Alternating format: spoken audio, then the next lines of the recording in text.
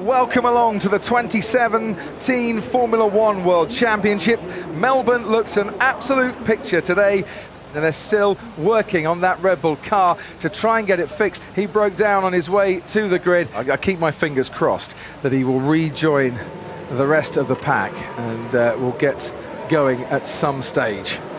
We have 5 lights on ahead of the drivers. It's lights out and away we go. Hamilton gets away very well indeed. Sebastian Vettel has to cover off Valtteri Bottas. Verstappen's already challenging Kimi Räikkönen into turn 1. The first two, so Hamilton and Vettel go through unscathed. Then comes Bottas and Räikkönen just ahead of Verstappen. A bit clumsy, it looked like Verstappen Van Dorn towards the rear there in the McLaren. But Hamilton into turn 3 we go now. Felipe Massa challenging on Max Verstappen, and it looks like as well that places have been lost for Romain Grosjean, and going off the Sauber of Marcus Ericsson and Kevin Magnussen in the Haas down at turn 3. Yeah, that looked a really clumsy incident down there and quite unnecessary. We'll have to have a look and see how it unfolded, but very clumsy. It was on pretty much in the middle of the corner, even slightly towards the exit. I think Ericsson's entitled to.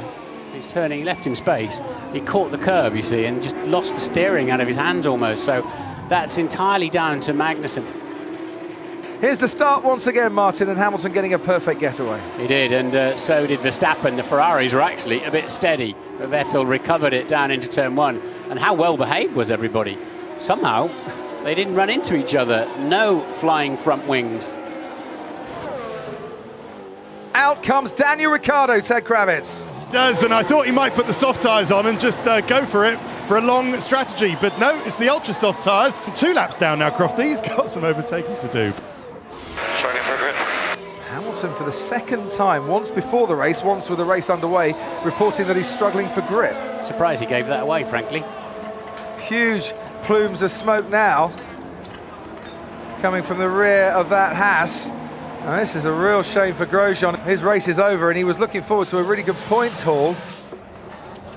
And Hamilton pits first. It's the soft tyre for Mercedes, so it's starting to cool off down here. I can feel it. Nice stop for Mercedes at 3.3 seconds. We've not heard a single Ferrari team radio saying that they're having problems with their tyres, and he's now got lots of clear air ahead of him to put his foot down as he puts in a 35 seconds exactly for the final sector. Interesting, Martin, because that's the best final sector time we've had.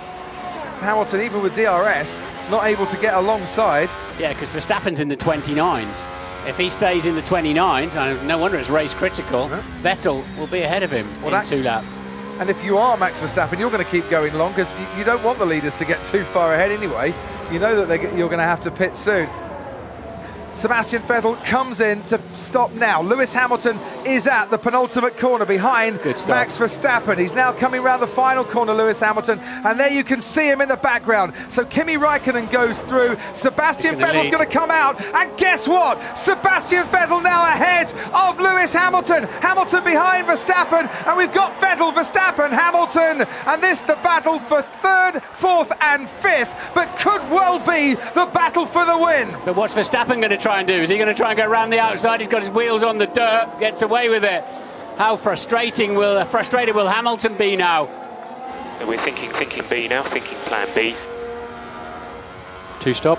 Could he go that much faster and make up the 22 seconds he'd lose for stopping again? No, there is a Red Bull.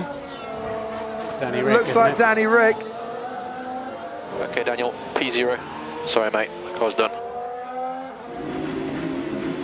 Not a great start to the season, great home race, or feeling inside Daniel Ricciardo's head at the moment. So, what's the lead out in front? 9.2 seconds. More importantly, what's the gap between Hamilton and Bottas? It's now 2.4 seconds. 3 different chassis, 3 different engines. You won't get round there, son. Oh, and you might lose a bit of front wing as well. But now he's right on Alonso's tail, isn't he? And surely with DRS, this is the chance for Esteban Ocon to get into the points. Hulkenberg is there as well. Ocon does manage to get into 10th place. Hulkenberg might snatch it off him, no.